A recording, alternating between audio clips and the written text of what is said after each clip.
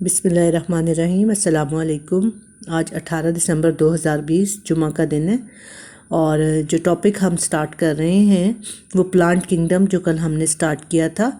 और plant kingdom में जो इनिशियल प्रिमिटिव प्लांट्स हैं, bryophytes are the initial plants to invade the land area. उसके बाद ये कि जो प्रिमिटिव लैंड प्लांट्स हैं, जो ब्रायोफाइट्स हैं, they are without true roots and true shoot. उसके बाद एवोल्यूशन स्टार्ट हुआ विद द टाइम पीरियड और हमारे पास प्लांट्स आ गए tracheophytes are the plant with primitive are the plants with vascular bundle. और ट्रेक्योफाइट्स में भी जो प्रिमिटिव प्लांट्स हैं वो हम बात कर रहे थे कि they had no leaves and no roots, they had just shoots or branches of the stem और they are the dichotomously branching।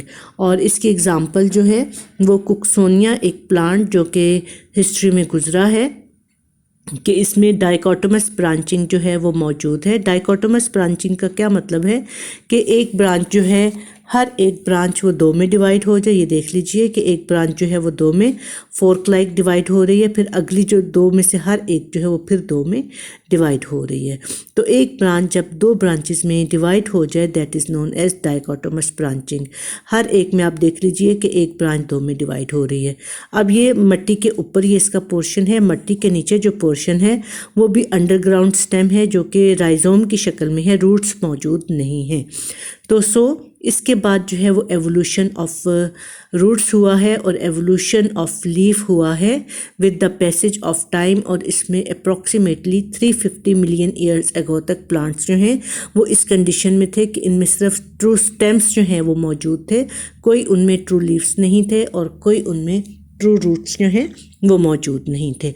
और जो इमेजिन किया जाता है कि लाइकोपोडियम जो है दे वर द फर्स्ट प्लांट्स जिनमें के एवोल्यूशन ऑफ द लीफ हुआ।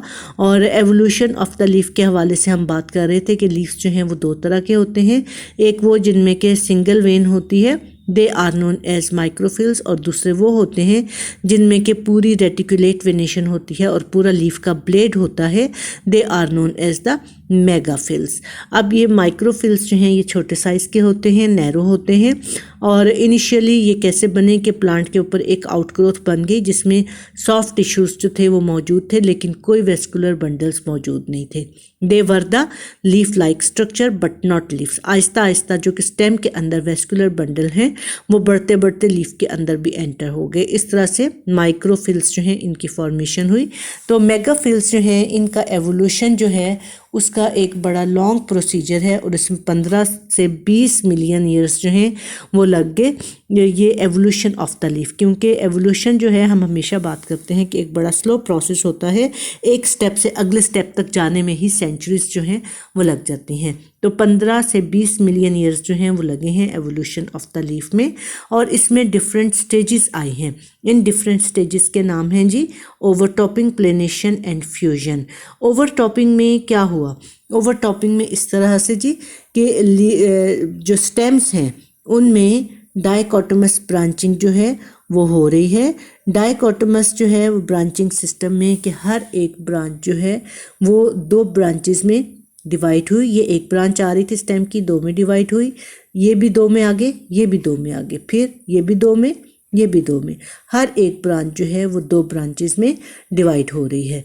तो ओवरटॉपिंग का जो प्रोसेस था उसमें क्या हुआ कि एक ब्रांच जब दो में डिवाइड हुई है तो अनइक्वल ग्रोथ हो गई, इसकी ग्रोथ ज़्यादा हो गई, इसकी यहीं पे रुक गई।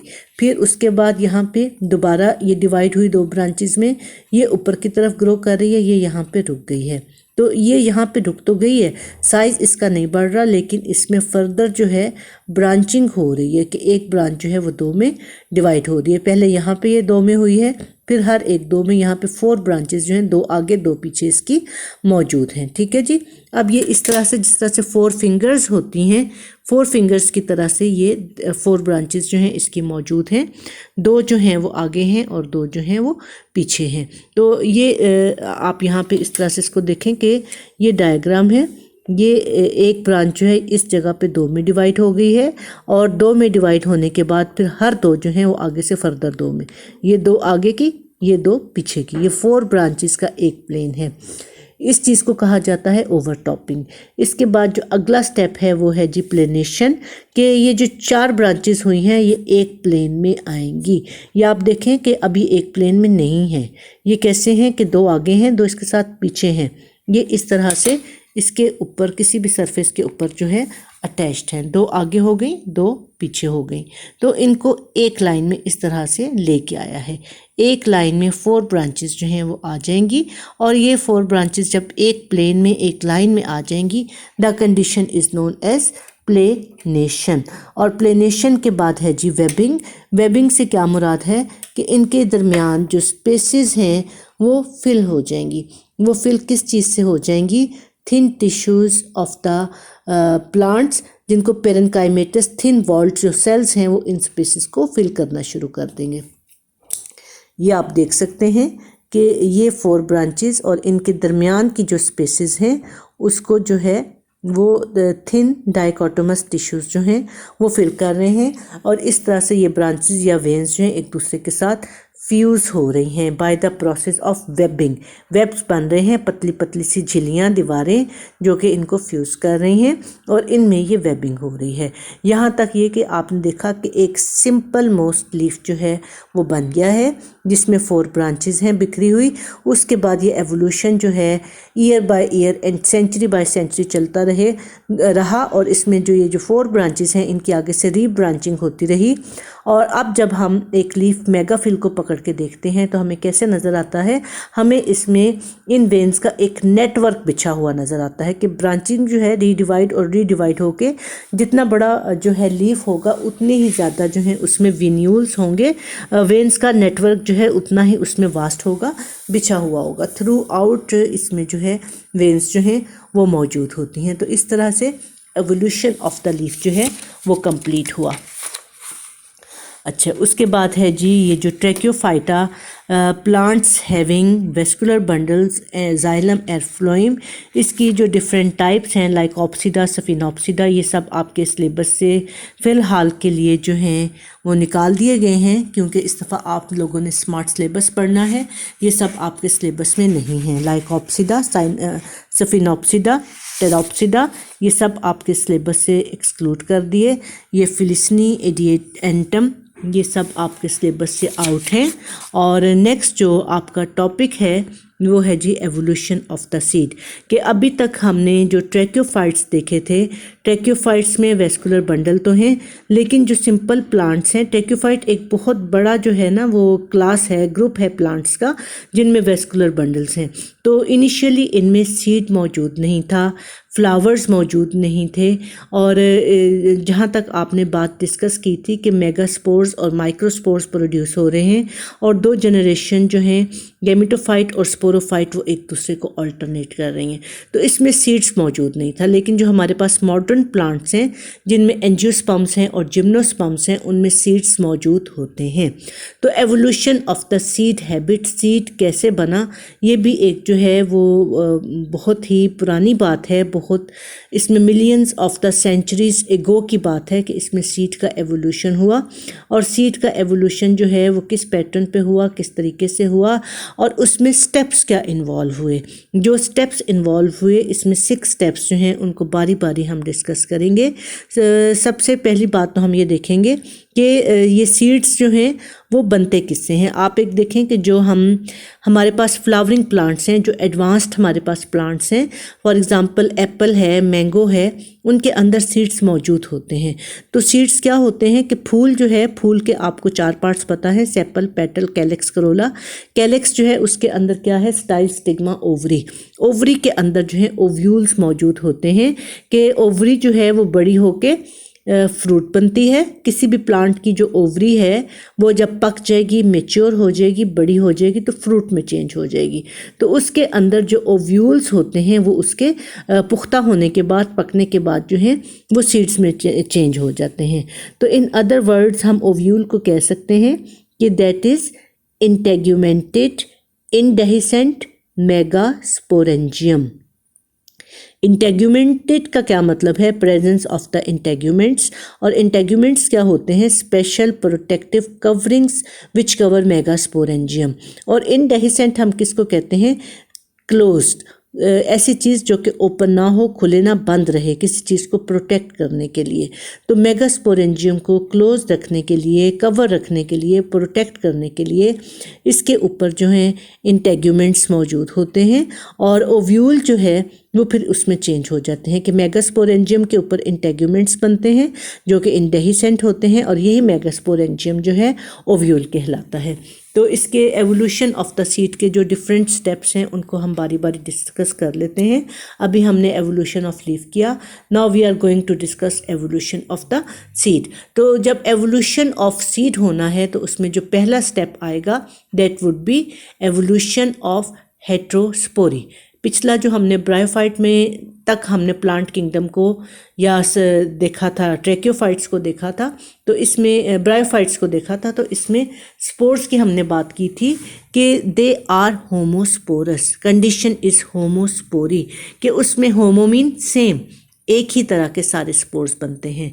उसके बाद जो प्लांट्स जो हैं वो ट्रैक्योफाइट्स की तरफ उनका एवोल्यूशन हुआ। ये अब सारा आपके चूँकि सिलेबस में नहीं है, आपने इसलिए इसको नहीं किया, अदरवाइज़ ये जब सिलेबस में शामिल था तो बच्चे सारे करते थे कि टेरिडोफाइट्स तक हमने प्लांट्स को डिस्कस किया था कि देवर होमोस्पोरस, के टेरिडोफाइट्स जो कि ग्रुप है एक प्लांट्स का, वहाँ तक प्लांट्स जो हैं वो होमोस्पोरस होते हैं, उनमें एक ही जैसे स्पोर्स जो हैं वो प्रोड्यूस होते हैं। फिर उससे आगे जब प्रोसेस ऑफ एवोल्यूशन बढ़ता है, दो तरह के स्पोर्स बनते हैं, माइक्रो छोटे, मेगा बड़े, और ये अलग अलग स्पोरेंजियम में बनते हैं। माइक्रोस्पोर्स इन द माइक्रोस्पोरेंजियम, छोटे साइज के माइक्रोस्पोरेंजियम हैं, उनमें माइक्रोस्पोर्स बनते हैं which are also known as male spores. और दूसरे जो हैं मेगास्पोरेंजियम, बड़े मेगास्पोरेंजियम में बनते हैं मेगास्पोर्स, बड़े स्पोर्स, और they are also known as female spores. और जब ये दोनों जर्मिनेट करेंगे तो ये दोनों अलग अलग गैमेटोफाइट्स को बनाएंगे, एक जैसा गैमेटोफाइट इन्होंने नहीं बनाना। Micro gametophyte which is also known as male gametophyte, और उस पर सिर्फ एंथ्रीडिया बनेंगे, आर्चिगोनिया उस पर नहीं बनेंगे। मेल सेक्स ऑर्गन्स, और उन मेल सेक्स ऑर्गन्स के अंदर मेल गैमेट्स जो हैं दे आर प्रोड्यूस्ड। उसी तरह से जो मेगा स्पोर्स हैं वो जर्मिनेट करेंगे और मेगा गैमेटोफाइट को बनाएंगे। अब मेगा गैमेटोफाइट जब बनेगा तो उस पर क्या होगा कि उस पर सिर्फ जो है मेगा जो आर्चिगोनिया हैं वो बनेंगे, आर्चिगोनिया बनेंगे। इस पर जो आर्चिगोनिया हैं उनमें फिर फीमेल गैमेट्स प्रोड्यूस होंगे, and female gametes are known as the eggs.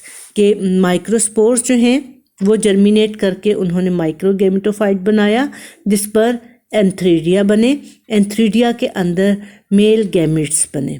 उसके बाद जो माइक्रो स्पोर्स हैं उन्होंने मेगा स्पोर्स जो हैं उन्होंने जर्मिनेट करके मेगा गैमेटोफाइट बनाया, और मेगा गैमेटोफाइट्स जो हैं उनके अंदर जस्ट मेगा गैमेट्स या बड़े गैमेट्स, फीमेल गैमेट्स बनेंगे which are also known as the eggs.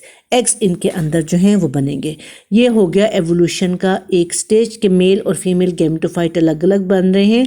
इसमें जो हैं वो गैमेट्स बन रहे हैं जो आके दूसरे गैमेट्स, फीमेल गैमेट्स को फ्यूज़ कर रहे हैं। यहाँ पे जाइगोट बन रहा है, और जाइगोट बनने के बाद जो है वो दोबारा से स्पोरोफाइट जनरेशन को बनाएगा जिसमें diploid number of the chromosomes होंगे। अब diploid number of the chromosomes जब होंगे तो वो माइक्रो गैमेटोफाइट्स को बनाएंगे, माइक्रो स्पोर्स को और मेगा स्पोर्स को आफ्टर मियोसिस। ये मेगा स्पोर्स जो बनने हैं मेगा गैमेटोफाइट बनाने के लिए और मेगा स्पोरेंजियम के अंदर बनने हैं, ये माइक्रो स्पोर्स जो बनने हैं माइक्रो गैमेटोफाइट बनाने के लिए माइक्रो स्पोरेंजियम के अंदर बनने हैं। और इन स्पोर्स में जब बनना है तो स्पोर मदर सेल से इनमें मियोसिस हो जाएगी और इनमें नंबर ऑफ क्रोमोसोम जो है वो हैप्लॉइड हो जाएगा, जो कि जर्मिनेट करने के बाद माइक्रो गैमेटोफाइट और मेगा गैमेटोफाइट को बनाएंगे जिनमें नंबर ऑफ क्रोमोसोम जो है वो हैप्लॉइड होगा। तो हैप्लॉइड नंबर ऑफ क्रोमोसोम है तो at the time of gamete formation इसमें अब मियोसिस नहीं होगी। मियोसिस कहाँ पे होगी? At the time of spore formation. Spore formation के वक्त चूँकि मियोसिस हो चुकी है, लिहाजा इन मियोसिस के बाद जो है वो गैमेटोफाइट बने हैं, तो गैमेटोफाइट जो हैं खुद ही हैप्लॉइड हैं, लिहाजा यहाँ पे किसी भी मियोसिस की ज़रूरत नहीं है, माइटोसिस के ज़रिए से गैमेट्स बन जाएंगे। ये जी एक स्टेप हो गया towards the evolution of the seed. अब अगला स्टेप क्या है? Retention and germination of the megaspore with in the megasporangium. के मेगास्पोर जो है वो जर्मिनेट भी करता है और रहता भी है कहाँ? मेगास्पोरेंजियम की दीवारों के अंदर। जिस स्पोरेंजियम में वो बना है वो बस्ट नहीं होगा, वो निकलेगा नहीं, वो उसके अंदर ही रहेगा और वहीं पे जर्मिनेट करेगा। अब कुछ प्लांट्स जो हैं वो ऐसे भी हैं जिनमें मेगास्पोर जो है वो इमीडिएटली जो है वो रिलीज़ नहीं होता, लेकिन लेटर कंडीशंस में रिलीज़ हो जाता है और अलग से गैमेटोफाइट बना लेता है। तो ये यहाँ पे तो लेट हुआ, लेकिन उसके बाद जो अगली स्टेज है एवोल्यूशन की, उसमें ये जो मेगास्पोरेंजियम है वो कहाँ पे इसमें से रिलीज़ नहीं होगा, ये मेगास्पोर उसके मेगास्पोरेंजियम के अंदर ही रहेगा और वहीं पे जर्मिनेट करेगा। जर्मिनेट करके इसने बनाना क्या होता है? फीमेल गैमेटोफाइट बनाना होता है। सो ये फीमेल गैमेटोफाइट जो है वो बनेगा और फीमेल गैमेटोफाइट बनने के बाद कहाँ पे रहेगा? Inside the megasporangium. सो हम कह सकते हैं कि female gametophyte is enclosed in the walls of megasporangium। अगली बात क्या हो गई कि मेगास्पोरेंजियम के अंदर ही फीमेल गैमेटोफाइट है। अगला स्टेप फिर एवोल्यूशन क्या होगा? Development of protective layers around megasporangium. Megasporangium को क्यों प्रोटेक्टिव लेयर की ज़रूरत है? क्योंकि इसके अंदर फीमेल गैमेटोफाइट जो है वो छुपा हुआ है। सो इसके इर्द गिर्द जो हैं प्रोटेक्टिव लेयर्स बनेंगी और वो प्रोटेक्टिव लेयर्स जो हैं वो कहाँ से बनेंगी कि some branch like structure of the sporophyte इसको सराउंड कर लेंगे और इसको फ्यूज़ कर लेंगे, इसके इर्द गिर्द खुद को फ्यूज़ कर लेंगे और जो प्रोटेक्टिव लेयर बनेगी दैट इज़ इंटेग्यूमेंट। इंटेग्यूमेंट जो है इसकी स्पोरोफाइट की स्पेसिफिक ब्रांचेस होंगी जो कि अपनी शेप डिफ्रेंशिएट करके अलग करके मेगास्पोरेंजियम को एनक्लोज कर लेंगी, अपने अंदर छुपा लेंगी and now they are known as integuments. अब इंटेग्यूमेंट्स जो हैं ये मेगास्पोरेंजियम को टाइटली लॉक कर लेते हैं एंड दे विल बिकम इंडेहिसेंट। अब ये इंडेहिसेंट जो हैं ये इसका क्या मतलब होता है कि ये ओपन नहीं होते, they are closed fruiting bodies. तो ये जो है बड़ा ही एक इम्पॉर्टेंट जो है वो चेंज आता है। अब हम इस चीज़ को कहते क्या है? ये मेगास्पोरेंजियम जो कि प्रोटेक्टिव लेयर्स या इंटेग्यूमेंट्स के अंदर एनक्लोज्ड होता है that is known as ovule. Ovule क्या है? That is the megasporangium having protective layers and mega gametophyte enclosed and locked inside these protective layers known as integuments। अब ओव्यूल हमने किसको कहा? मेगास्पोरेंजियम को कहा। कौन सा मेगास्पोरेंजियम? जिसने अपने अंदर मेगा गैमेटोफाइट को लॉक किया हुआ है। कैसे लॉक किया हुआ है? with the help of protective layers which are also known as integuments and they are totally indehiscent। Integuments जो कि क्लोज करके रखते हैं मेगा गैमेटोफाइट को। मेगा गैमेटोफाइट में आगे से क्या बनना है कि इसमें आर्चिगोनिया बनने हैं और आर्चिगोनिया के अंदर एग बनने हैं, तो बेसिक प्रोटेक्शन जो है वो एग को चाहिए। तो गैमेटोफाइट जिसको प्रोटेक्शन मिल रही है by means of the wall of the megasporangium and extra care and protection by the indehiscent integuments, तो इसको हम ओव्यूल का नाम दे देंगे। तो उसके बाद क्या होगा कि in this way protection is accorded egg containing apparatus in the terrestrial environment. Egg containing apparatus कौन सा होता है? आर्चिगोनिया। आर्चिगोनिया कहाँ बनते हैं? मेगा गैमेटोफाइट में। तो जो टेरेस्ट्रियल एनवायरनमेंट है वहाँ पे खुश्की होती है, डेसिकेशन होती है, तो उससे बचाने के लिए और हर किस्म के दूसरे ख़तरात से, केमिकल से, एनवायरनमेंट से, एनिमल ईटिंग से, हर चीज़ से बचाने के लिए जो है, प्रोटेक्शन के लिए जो है एग बियरिंग स्ट्रक्चर। एग इतना इम्पॉर्टेंट क्यों है? क्योंकि इसने अगली जनरेशन जो है उसकी जो है लाइफ को ज़मानत देनी है, गारंटी देनी है कि एग जो है उससे अगली नस्ल जो है वो चलनी है। उसके बाद जी अगला जो स्टेप है that is reduction of the single functional megaspore पर स्पोरेंजियम।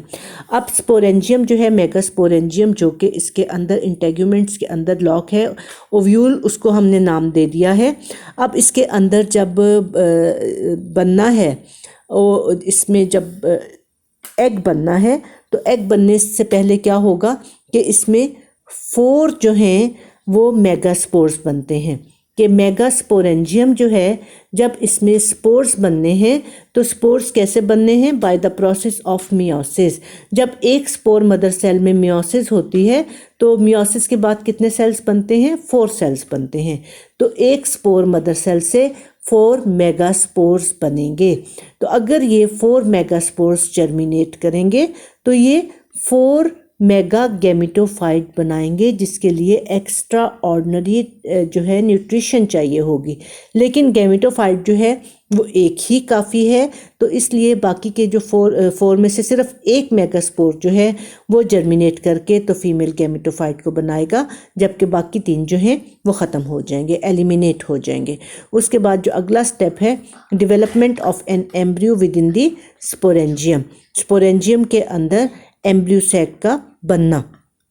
कि इसके बाद जो सिंगल हेल्दी मेगास्पोर रह जाता है वो क्या करता है कि जर्मिनेट करके मेगास्पोरेंजियम बनाता है, और मेगास्पोरेंजियम के अंदर जो है एक एग कंटेनिंग फीमेल गैमेटोफाइट बन जाता है, और यही एग कंटेनिंग फीमेल गैमेटोफाइट जो है that is known as embryo sac. Embryo sac हम किसको कहते हैं? एग कंटेनिंग फीमेल गैमेटोफाइट या एग कंटेनिंग फीमेल जो इसमें जो मेगा गैमेटोफाइट है उसको हम एम्ब्रियो सैक का नाम दे देते हैं।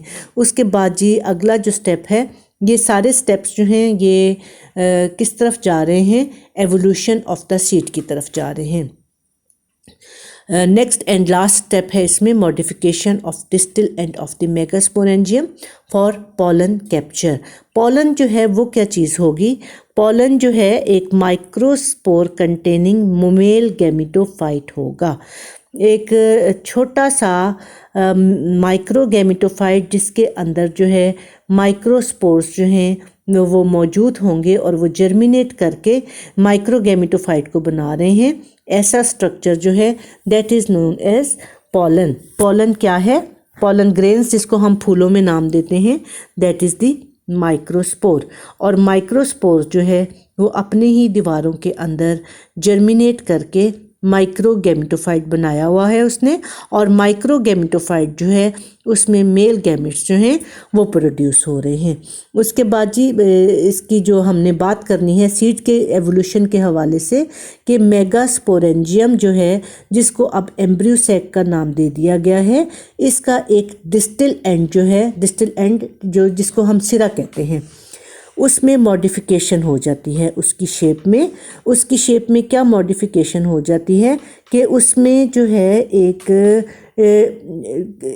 डिप्रेशन सा आ जाता है, एक ऐसा डिप्रेशन कि उसकी जो शेप है वो ऐसी हो जाती है कि जब उसके ऊपर पॉलन आएगा तो वो उसके ऊपर लॉन्च कर सकेगा। उसके अलावा वो एरिया जहाँ पे कि पॉलन गिरना है वो स्टिकी, उसमें कुछ स्टिकी सिक्रीशंस होती हैं, और वो स्टिकी सिक्रीशंस जो हैं वो पॉलन ग्रेन को कैप्चर कर लेती हैं। तो अब इसमें मोस्ट इसके जो स्ट्रक्चर और फंक्शनल चेंजेस हैं ये किस लिए होती हैं? Towards the evolution of the seed habit, और तकरीबन ये कंप्लीट हो चुका है।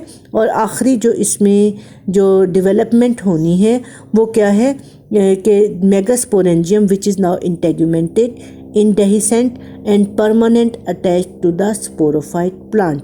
अब ये डिस्टल एंड जो है इसका मॉडिफाइड हो जाएगा, किसके लिए? For capturing of the pollen. कैसे मॉडिफाइड होगा? एक तो ये कि इसमें स्टिकी सिक्रीशंस होंगी, दूसरा ये फ्लैट हो जाएगा कि इसकी शेप ऐसी हो जाएगी कि पॉलन आए तो यहीं पर रुक जाए, इधर उधर कहीं स्लिप ना हो। या थोड़ा ये डिप्रेशन की शेप में होता है, ये बिल्कुल फ्लैट होता है। ऊपर से डोम लाइक नहीं होता कि इसके ऊपर से पॉलन जो है वो स्किप हो जाए। और उसके बाद जो है कि पॉलन जो है जैसे ही इसके डिस्टिल पॉइंट पे आके गिरता है तो फिर इसमें जो नेक्स्ट पॉइंट होता है germination of the pollen grain. और germination of the pollen grain में क्या होता है कि पॉलन हमने कहा किसको, पॉलन हमने कहा माइक्रोस्पोर को। तो ये माइक्रोस्पोर जो है यहाँ से फिर जर्मिनेट करना शुरू कर देता है। कहाँ तक ये जर्मिनेट करता है, एक पॉलन ट्यूब को बनाता है। और पॉलन ट्यूब जो है यहाँ से इसके मेगास्पोरेंजियम के डिस्टल एंड से होती हुई एम्ब्रियो सैक के अंदर जाती है और डायरेक्ट ये एग तक पहुँच जाती है। और एग तक पहुँचने का इसका मकसद क्या होता है कि without depending upon the water ये पॉलन के जो मेल गैमेट्स हैं उनको वो पॉलन ट्यूब जो है फीमेल गैमेट तक या एग तक लेके चली जाती है। अच्छा जी, उसके बाद जी जिम्नोस्पर्म्स हैं। अब ये जिम्नोस्पर्म्स में भी सिर्फ आपने इसका इनिशियल ब्रीफ जो है उसको डिस्कस करना है, बाकी ये कि life cycle of the pine plant आपने नहीं करना। एंजियोस्पर्म्स में फिर थोड़ा ये कि डिटेल में हमने करना है, उसमें से जो फैमिलीज़ हैं उनको एक्सक्लूड कर दिया है। क्लास एंजियोस्पर्मी आपने करनी है, एंजियोस्पर्मिक प्लांट को भी करना है, उसका लाइफ साइकिल भी करना है, उसमें सीड फॉर्मेशन को भी करना है, लेकिन इसमें जो है फर्दर फिर इसमें जो फैमिलीज़ हैं उनको नहीं करना है। तो इसमें हम ये देखते हैं कि जो जिम्नोस्पर्म्स हैं, जिम्नोस्पर्म्स को जिम्नोस्पर्म्स क्यों कहा जाता है। Sperm is related to the word seed, seed को स्पर्मी का नाम दिया जाता है। Gymno naked, naked mean uncovered, कि इसमें सीड्स जो हैं कवर्ड नहीं होते। अमूमन आप देखें कि जो फ्लावरिंग प्लांट्स हैं इनमें फ्लावर्स भी नहीं बनते, जिम्नोस्पर्म्स जो हैं इनमें फ्लावर्स भी नहीं बनते। इनमें स्पेसिफिक जो हैं लीव्स होते हैं, स्पेसिफिक ब्रांचेस, मॉडिफाइड लीव्स होते हैं जिनके ऊपर जो हैं वो लीव्स अटैच होते हैं। और लीव्स जो हैं वो मॉडिफाइड होके जो हैं किस में चेंज हो जाते हैं, ये सीड बियरिंग स्ट्रक्चर में, और वो कॉन्स कहलाते हैं। इसकी जो अमूमन जो सबसे कॉमन जिम्नोस्पर्म्स की जो एग्जांपल है that is the pine plant. अब पाइन प्लांट जो है, चीड़ का जो दरख्त है उसकी कॉन्स आपने देखी हुई हैं, वो क्या है, वो इसके ओव्यूल बियरिंग स्ट्रक्चर या सीड बियरिंग स्ट्रक्चर्स जो हैं वो होते हैं। अब ये जो कॉन्स हैं वो प्लांट में दो तरह के होते हैं, female cones and male cones. जो मेल कॉन्स हैं वो स्मॉलर इन साइज़ हैं और जो फीमेल कॉन हैं they are larger in size. अब फीमेल कॉन जो हैं वो किस चीज़ से बने हुए होते हैं, मेगास्पोरोफिल। अब ये sporophyll, mega sporophyll, spore bearing, और कौन से स्पोरेंजियम बियरिंग, मेगा स्पोरेंजियम जो हैं इनके ऊपर प्रेजेंट होते हैं। अब ये लीफ तो होते हैं लेकिन ये दूसरे जो प्लांट के लीव्स होते हैं उनसे डिफरेंट होते हैं। क्यों डिफरेंट होते हैं, बिकॉज दे आर मॉडिफाइड। किस चीज़ के लिए मॉडिफाइड है कि इनकी सरफेस के ऊपर जो है वो स्पोरेंजियम प्रेजेंट होते हैं। और इसी तरह से जो माइक्रोस्पोरोफिल हैं, माइक्रोस्पोरोफिल्स के ऊपर जो हैं माइक्रोस्पोरेंजियम जो हैं वो प्रेजेंट होते हैं। अब माइक्रोस्पोरेंजियम जो हैं वो स्मॉल हैं इन साइज़, छोटे हैं, और माइक्रोस्पोरेंजियम जो है माइक्रोस्पोरोफिल, स्पेसिफिक मॉडिफाइड लीव्स जो हैं उनके ऊपर ये माइक्रोस्पोरेंजियम प्रेजेंट होते हैं। अब ये कि मेगास्पोरेंजियम जो है मेगास्पोरोफिल्स के ऊपर मौजूद हैं, और ये मेगास्पोरोफिल्स जो हैं इनके ऊपर ये मेगास्पोरेंजियम जो होंगे ये किस फॉर्म में होंगे, ओव्यूल्स की फॉर्म में। और ओव्यूल्स जो हैं ये छुपे हुए नहीं हैं। क्यों नहीं छुपे हुए, कि ये जो मेगास्पोरोफिल्स हैं इनके किनारे, इनके मार्जिन्स आपस में फ्यूज्ड नहीं हैं, फोल्डेड नहीं हैं, और वो खुले हुए हैं जैसे पत्ते के ऊपर कोई ओव्यूल पड़ा हुआ हो। इसी तरह से इन मेगास्पोरोफिल्स जो कि मॉडिफाइड लीव्स हैं उनके ऊपर ये ओव्यूल्स पड़े हुए होते हैं जो कि क्लोज्ड नहीं होते। एज ए रिज़ल्ट, क्योंकि ओव्यूल्स नेकेड हैं, ओव्यूल्स ही ओवरी के अंदर जो है सेफ नहीं है। ओवरी क्या होती है, ये जो फूल है ना, सेपल पेटल कैलिक्स करोला, इसमें जो फूल हैं वो क्या हैं, वो भी मॉडिफाइड फोलियर स्ट्रक्चर हैं, वो भी मॉडिफाइड पत्ते हैं। पत्तों की मॉडिफाइड शक्लें हैं, सेपल्स भी, कैलेक्स, करोला, पत्तियां भी, पेटल्स भी, और एंड्रोशियम और गाइनोशियम। और उसमें जो गाइनोशियम है उसके जो मार्जिन है वो आपस में फ्यूज्ड हो जाते हैं, किस चीज़ के लिए, माइक्रोस्पोरेंजियम या ओव्यूल को छुपाने के लिए, और फ्यूज़ होकर ये ओवरी की शक्ल में आ जाते हैं। लेकिन चूंकि इसमें जो स्पोरोफिल्स हैं इनके मार्जिन्स आपस में फ्यूज्ड ही नहीं हैं। जब मार्जिन्स फ्यूज्ड नहीं हैं तो ओवरी नहीं बनेगी, ओवरी नहीं बनेगी तो ओव्यूल्स जो हैं they are naked, they are present, they are lodged over the surface of these megasporophylls. उनकी सरफेस के ऊपर ये प्रेजेंट हैं। और किन ये जो लीव्स हैं they are also known as fertile leaves, और ये सारे ग्रुप्स की शक्ल में मेगास्पोरोफिल्स प्रेजेंट होते हैं और एक स्ट्रक्चर बना देते हैं। The structure is known as the cone, जिसके ऊपर ये ओव्यूल्स जो हैं ये मौजूद होते हैं। बस ये जिम्नोस्पर्म्स के हवाले से इतना सा ही आपने करना है। और जब ये ओव्यूल्स मैच्योर हो जाते हैं तो ये इन स्पोरोफिल्स के ऊपर से हट जाते हैं, गिर जाते हैं। Now they are not ovules, mature ovules are also known as the seeds. फिर ये जहाँ कहीं गिरेंगे in the suitable atmospheric condition तो वहाँ पे ये जर्मिनेट करेंगे और नए प्लांट्स को बना देंगे। तो एवोल्यूशन ऑफ द सीड्स जो है वो लैंड हैबिटेट पे बेस्ट सूटेबल है प्लांट्स के लिए, कि जो एम्ब्रियो है प्लांट का सीड के अंदर सेफ हो जाएगा और जितनी भी हार्श एनवायरमेंटल कंडीशन आ जाएंगी उसमें ये उनको क्रॉस ओवर कर जाएगा, क्योंकि सीड डॉर्मेंट होगा, स्लीपिंग होगा, और वो जर्मिनेट कब करेगा, कब उगेगा, कब एक्टिव होगा, जब उसको जो है सूटेबल एनवायरमेंटल कंडीशंस मिलेंगी तब वो जर्मिनेट करेगा, और जर्मिनेट करके तो वो अपना नए प्लांट जो है नई जनरेशन्स को बना देगा। तो इस तरह से ये जो सीड्स हैं ये लैंड हैबिटेट के लिए, प्लांट्स को लैंड हैबिटेट के साथ एडजस्ट करने के लिए एक बहुत बड़ा और एक बहुत इम्पॉर्टेंट जो है ये स्टेप है। तो इट्स इनफ फॉर टुडे। अब इस चैप्टर के हवाले से मोस्टली तो ये चैप्टर जो है सिलेबस में से एक्सक्लूड कर दिया है, थोड़ी बहुत इसमें मोटी मोटी बातें रह गई हैं जो कि हम डिस्कस कर रहे हैं। तो नेक्स्ट जो है वो क्लास एंजियोस्पर्मी जो है वो हम करेंगे। तो इट्स इनफ फॉर टुडे। अल्लाह हाफिज़।